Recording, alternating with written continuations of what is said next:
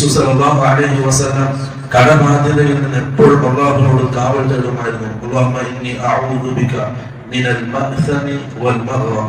അല്ലാഹുവേ, പാപങ്ങൾ ചെയ്യുന്ന സാഹചര്യങ്ങളിൽ നിന്നും ഞാൻ നിന്നോട് കാവൽ തേടും.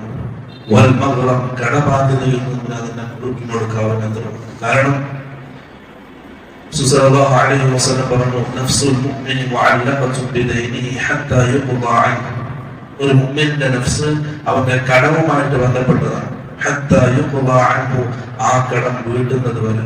പണ്ഡിതന്മാർ അതിനെ വിശദീകരിച്ചു, മഹ്ബൂസുൻ അൻ ദുഖൂലിൽ ജന്ന, സ്വർഗ്ഗ പ്രവേശനത്തിൽ നിന്നും ആ നഫ്സ് തടയപ്പെടും അവന്റെ കടം വീട്ടുന്നത് വരെ.